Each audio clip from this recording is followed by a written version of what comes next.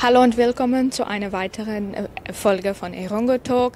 Heute feiern wir den Geburtstag unserer Schwesterpublikation Allgemeine Zeitung und wünschen alle Journalisten und Redakteurinnen, die in den letzten 104 Jahren teilgenommen haben, viele Glückwünsche.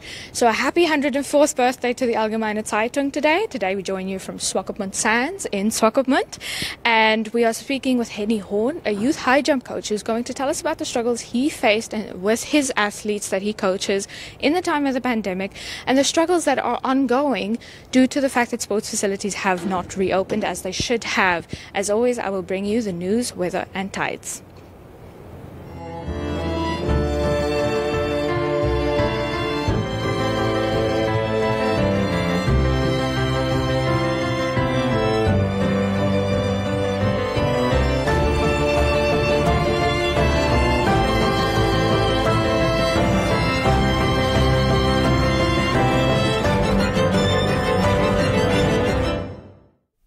Nun zu Ihren täglichen Nachrichten. The search for 21-year-old Shannon Wasserfall continues after she went missing on the 10th of April this year in Walvis Bay. Namibian police have announced a $50,000 reward for anybody who has information in finding Shannon. She disappeared on the 10th of April after she allegedly dropped off her 2-year-old child at a friend's house in Swakopmund, Walvis Bay. Since she went missing, the Office of the First Lady has pledged their commitment to finding Shannon, and the general public has chimed in with the best way they know how, social media. So a digital protest under the hashtag Bring Shannon Home has been started by a certain Faith Lowe. Now, Faith Lowe does not know Shannon or did not know Shannon in any way, but felt that she needed to do something. So hashtag Bring Shannon Home revolves around members of the public taking pictures of themselves wearing white or yellow with a placard or an image of their choice of message in the Bring Shannon Home campaign. Since then, the Mr. and Miss Face of Namibia contestants have also taken part in this to draw attention to the cause. A door-to-door search for Shannon has also been initiated, but in the time of COVID-19, this is quite a struggle. Kaana Shikwambi, the Deputy Commissioner for the Namibian Police Service, has said that statements were taken, but nothing was discovered that has led to her discovery. Then, in COVID-19 news, a crisis is looming in the Erongo region where multitudes of COVID-19 patients are self-quarantined in backyard rooms while state facilities are overflowing with patients forced to sometimes share dysfunctional services. So Noliji Pinge allegedly relayed his fears to the Minister of Health and Social Services, Kalumbi Shankula. Apparently, there is a shortage of food in the state quarantine facilities, but Shangula says that he is awaiting an official report from Anna Jonas, the regional health director. He was quoted in saying, "I do not get reports from Mr. Knowledge. My reports come from the director of health in the region. Anything which is of substance will come through our official channel, which is our representative on the ground. This is our regional director, and she has not reported this. What I know and was told is that there are operational issues." This is what Shangula said. There is also a shortage of facilities, and the governor says that more facilities, Governor Neville Andre, the regional governor, says that more facilities are being prepared. Noliji Pinge says that the health ministry is unwilling to heed for his calls for urgent intervention. He also says that there are tons of people who must self-quarantine in shacks and are obviously sharing facilities with up to 50 people that they live with. And he's also saying that a lot of these people do not have access to food and must leave their shacks to beg for food from neighbors or at local shops. The doctors and nurses at the Walvis Bay District Hospital are fighting a losing battle with a hospital full beyond its capacity. Positive cases presenting to be really sick since Thursday, the 9th of July, Noliji Pinge said. He also said that there is one ventilator with no ICU facilities, medicine, or the options to transfer to critical services. Noliji Pinge calls the military hospital that was recently constructed a PR stunt, saying that it has since not received any medical staff and only has 2 beds with oxygen supply. He also says that the cleaners at the Walvis Bay District Hospital are working without proper PPE and that patients are not receiving any medication. We have since heard from an anonymous source that 72 women are quarantined in one facility with one toilet in Henties Bay, with only 20 of these having actually tested positive for the COVID-19 virus. The nurses at the Henties Bay facility also allegedly went 5 days without showering since there was no access to hot water. The issue currently here is also that there are positive cases of COVID-19 and those who are yet awaiting results that are accommodated at the same facility. Then we also yesterday announced 22 new COVID-19 cases and 3 deaths. Unfortunately, our hearts and minds and well wishes are with the families in this time. You can remember to check our website www.erongo.com.na for more information on the latest COVID-19 statistics.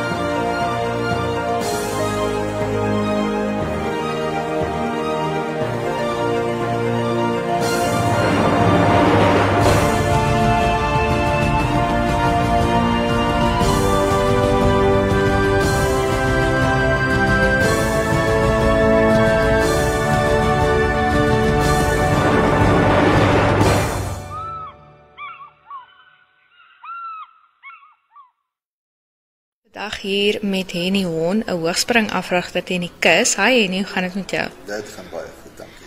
So Hennie, die atletiekgemeenskap het op hierdie stadium probleme met die beoefening van atletiek en van julle verskillende dissiplines. Kan jy vir ons bietjie meer vertel van julle probleme? Want ja, die stadion is nog toe op die oomblik. So die atletes het by die huis in kort en dit is vir ons baie moeilik want val in my team wat hoogspring is dit moeilik om die tegniek te doen as jy kan by die huis sit. Ja, en Hennie, die stadions moes nou al geopen het, maar hulle het nou nog nie. Hoe affekteer dit julle?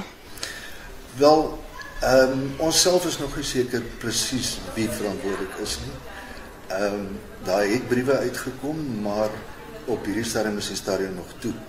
So ek is nie doodseker nie en ek wil my nie graag uitlaat en beskuldiging miskien nie, maar op hierdie stadium weet ek nie. Okay, so Hennie, wat is die implikasies nou op julle atlete wat nou so lank by die huis sit? Fiksheidsgewys, gesondheidsgewys, die verlies van spiermassa, sulke tipe dinge. Wat is die effek nou op julle atlete? Weet jy, as 'n mens kyk na my spesifiek en nou hoogspan, dit het 'n groot invloed. 'n Atleet wat by die huis sit, is veronderstel om ten minste 2 dae in 'n week moet hy hoogspring oefen. Nou is hy nie die hoogspring tegniek kan oefen nie. By die huis kan hy kan 'n bietjie werk aan fiksheid, maar dis dit. So ek het met 'n hele paar ouers gekontak, die kinders is gefrustreerd. Hulle wil oefen. En dit maak dit baie moeilik, want op die einde van die dag verloor hy kind ook belangstelling. Ja. Dit is eintlik hartseer, want volgens die COVID-19 reëls en regulasies sê dit duidelik atletiek kan oefen. En op hierdie stadium, 'n kind wat by die huis sit en weet hy mag oefen, maar die stadion is toe, dit maak dit moeilik. Ja. En het julle nou al probeer om julle atlete in te trek en vir hulle te help in hierdie tyd? Hoe het dit met julle afgegaan om vir hulle te probeer tegniek so op 'n afstand te leer? Dis 'n moeilike een. Want jy kan fiksheidsoefeninge doen, jy kan bokspringe doen en daai tipe goed vir hoogspringers. Maar as hy by die huis sit, hy kan die sprints oefen nie. Jy doen nie 'n hoogspringer push-ups en sulke tipe goeders nie. Hy moet tegniek oefen. En as hy nie tegniek oefen nie, verloor hy dit. Dit is so, veral met die kleintjies. En ek met die kleintjies is waar jy nou die grondslag moet lê en dit gebeur nie. En dit is nie soos 'n vakansie wat jy vir 'n week of 2 huis toe gaan en kom terug en ek het nie so baie verloor nie. Sonder 'n afrigter kan 'n kind nie alleen hoogspring oefen. Ja, en Hoe gaan julle nou optel wanneer julle nou weer kan begin oefen? Wat gaan julle grootste probleme nou wees en hoe dink jy gaan sport en atletiek en hoogspring in Namibië nou moet optel na die pandemie? As jy gaan kyk na die kalenders wat uitgegee is daar byeenkomste wat beplan word deur byvoorbeeld Atletiek Namibië, deur die NSSU wat die skoolsport nou is. So dis moeilik om vir atlete 'n beplanning te gee en sê okay, ons gaan nou hierdie byeenkoms beplan. Na so lang aftydperk wat hulle nou af was. So wat gaan gebeur is ons sal moet teruggaan na die basiese goed toe. Net aan die basiese goeders werk, laat hulle net eers weer op 'n standaard kom. Ja. Maar in hoogspring, geval van hoogspring, lang aanlope, tegniek spring en daai tipe goeders op hoë hoogtes is uit eers. Dit is heel uit. So ons sal moet teruggaan kort aanloop, net op tegniek werk en die basiese goeders eers weer reg kry na hierdie tyd. En hoe lank dink jy gaan dit neem nou na hierdie paar maande wat die atlete en die hoogspringers nou nie geoefen het nie? Hoe lank dink jy gaan dit neem om weer daai basis te lê en om weer vir hulle op die punt te kry waar hulle nou is? Ek sê altyd as jy 'n maand af was, is jy 3 maande agter. So in kort, dit gaan tyd vat. Die kinders by die huis, soos ek sê, sonder 'n afrigter is dit baie moeilik. Hulle is nie fiks op hierdie stadium nie. So met ander woorde, ek is ook nie by elke kind om te kontroleer hoe hy dit oefen. So die kinders gaan terugkom, party gaan miskien 'n bietjie gedraf het en 'n paar oefeninge by die huis gedoen het, maar is nie op standaard om te kompeteer. Het jy enige wenke aan ouers wat nou in die tyd van die pandemie sit met kinders wat gewoond is aan 'n energieuitlating deur sport en deur atletiek en deur hoogspring en nou skielik sit met hierdie surplus van energie? Het jy enige wenke vir hulle oor hoe hulle kinders nou kan help om van daai energie op 'n positiewe manier ontslae te raak? Sterkte vir hulle, dis al wat ek kan sê. Nee, ek maak 'n grap. Weet jy, 'n mens kan kinders moet ontslae raak van energie. Nie net fisies nie, maar mentally ook. So bietjie stap, bietjie draf, daai tipe goeders, laat hy bietjie die huis uit probeer kom. Kry sy gedagtes af van net in die huis sit en die hele dag voor die rekenaar en daai tipe goeders. Want die kinders raak gefrustreerd. So hy moet 'n bietjie uitkom, want hy weet nie wat met daai energie te doen nie. Van die kinders het 1 uur, 2 ure 'n dag geoefen. Nou skielik moet hy by die huis sit.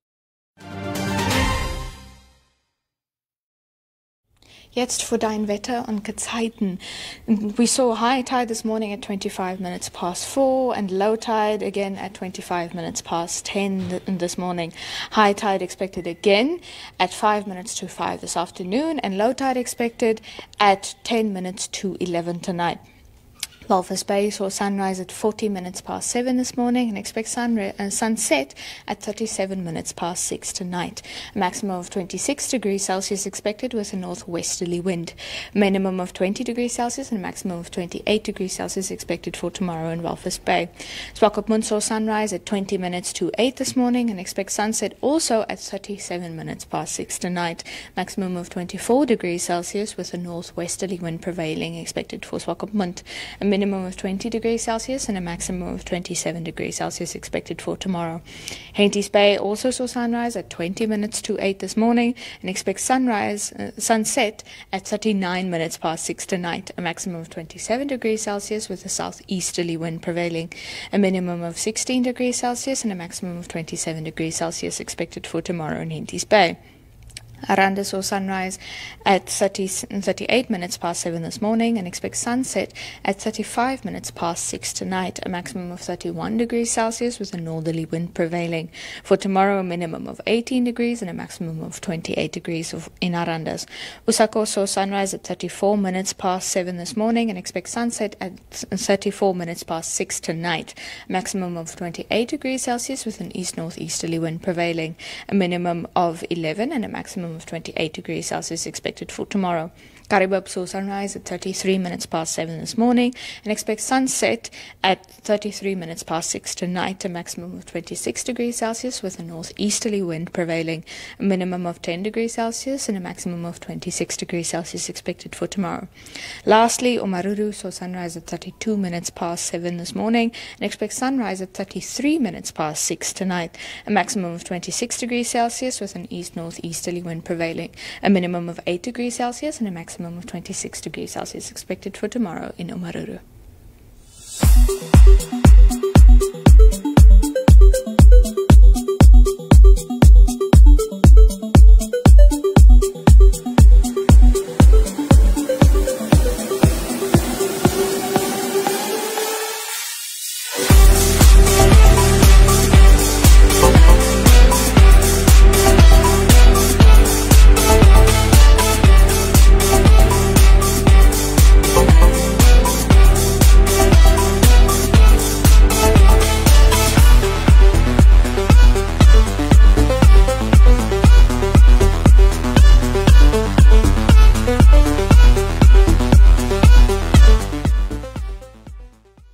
That, unfortunately, is all we have for you today. Remember that you can find us online at www.erongo.com.na. You can also join our family of about 50,000 Facebook followers, or you can follow us on Twitter and Instagram. You can also get in touch with us for advertisement opportunities at 0811, or for your news tips at 0811 7040. That's 0811 7040. Until tomorrow, please stay safe, stay healthy, wear your masks, sanitize your hands, maintain social distancing. We'll see you again tomorrow.